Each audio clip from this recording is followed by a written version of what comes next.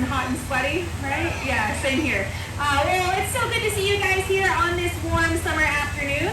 My name is Olivia, and I am an animal trainer here at the Wild Texas Ranch.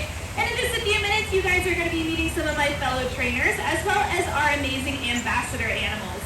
But before we get started, we just want to take a second to say thank you guys for spending your time here at the Fort Worth Zoo, because by attending our zoo and purchasing a ticket, you guys are helping our conservation efforts in over 30 countries around the world. And that's because the Fort Worth Zoo is involved in conservation from animals as large as the big Asian and African elephants to some small hometown heroes like the Texas horned lizard and Houston toad, which are bred and released right here from our zoo. So give yourselves a big round of applause for being awesome conservation warriors and helping us participate in those efforts. And what better way to say thank you than by meeting some of our amazing ambassadors, right? Are you guys ready to see some animals? All right, well, making his way out first is an animal who might look a little familiar, but you're not quite sure where to place it. Everyone say, hi, Camilo. Can anyone guess what kind of animal Camilo is? Or maybe what he's related to? Raccoon, that's right, he is related to the raccoons. So these guys are called coatis. And mountain coatis like him can be found down in South America. But we also have coatis here in Texas, down in further South Texas. And you can actually see our white-nosed coatis down in our Texas wild area here at the zoo. But Camilo is a mountain coati. And these guys are in the raccoon family, so they kind of look a little similar. They have that striped tail and a similar looking face. And much like raccoons, these guys love to eat pretty much anything and everything. They are opportunistic omnivores, meaning that they love fruits and vegetables, and they also like animals like little mice, lizards, maybe even eggs and things like that. So Camilo gets a lot of different variety in his diet. Now these guys oftentimes live in groups together, and they're going to be using that tail to signal when they found something extra delicious. That nice long tail is going to act as a flag that they are going to stick directly up in the sky, and that's going to signal to any of their friends or family members that they have found something extra stinky that smells absolutely delicious and that they want to share with their friends. But is his tail up right now? No, he's saying, Kira, I don't want to share any of my food with you. This is all for me. Now that tail doesn't just act as a communication device, it's also helping him balance. And that's because coatis like to live up in the treetops. They are an arboreal species, meaning that they are tree-dwelling. In fact, these guys are such good climbers that they actually build their nests and have their babies up in the sky. They are such good climbers because they are able to rotate both their hands and their feet. So us as people, we're able to rotate our wrists up and down like this, but we're not really able to do that with our ankles, right? Can't really flip them all the way around. Coati can. They can move both their wrists and their ankles. So whenever they're climbing up a tree, they can then rotate their ankles to help climb down a tree. So it gives them a much better ability to climb than, say, a cat. Have you guys ever heard of a cat getting stuck in a tree? Yeah, that's because they can only climb in one direction. Having those rotational wrists allow them to climb both up and down. Did you guys enjoy meeting Camilo? Awesome. Well, you know what? It's summertime. He always has to be involved in lots of activities, and today he's heading off to his summer camp in Kauai. Yeah. I'm glad you guys liked that joke. There's more where that came from. Well, we are going to be taking it to a hometown hero for our next animal. He is ready to come out. He is vocalizing back there saying, I'm ready to meet my fans. This is Wally. And you guys know what kind of animal Wally is? He's trying to tell you. A bird, you're right, he is a bird. But more specifically, he is an American kestrel. And these guys are a very small species of falcon, so a bird of prey. In fact, they are the smallest species of falcon that you can find in the United States.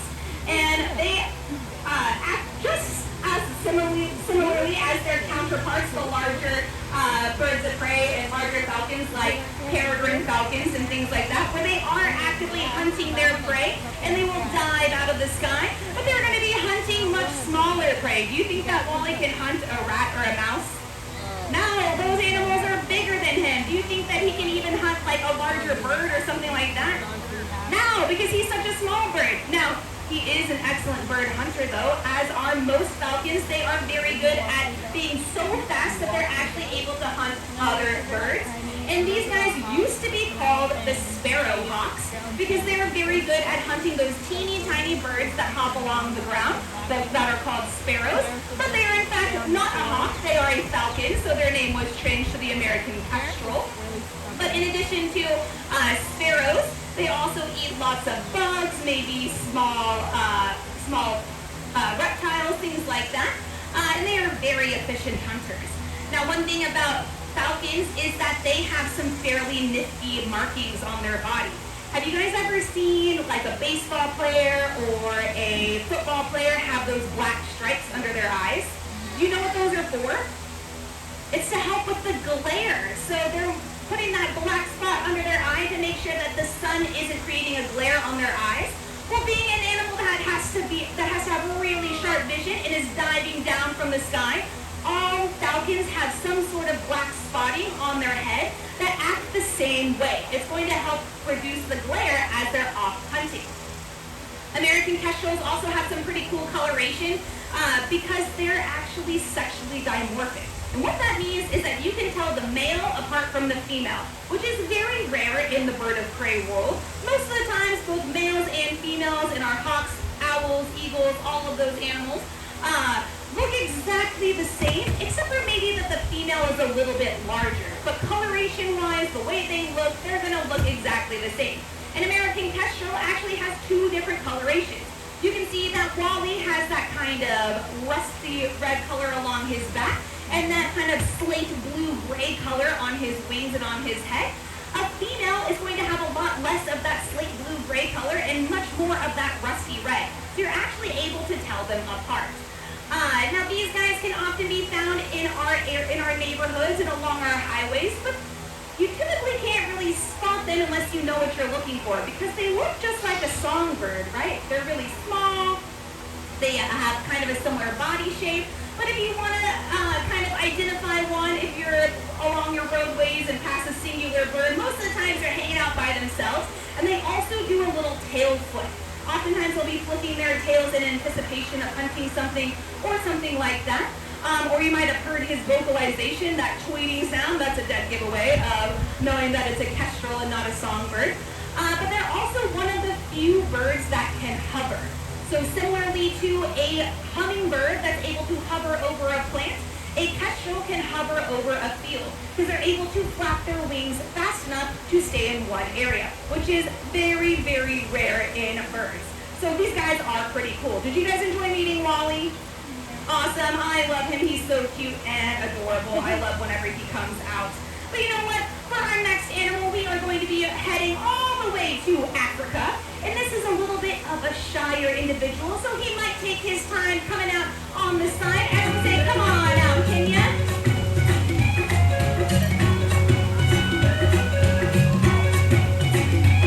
And what kind of animal is Kenya? Can anyone guess?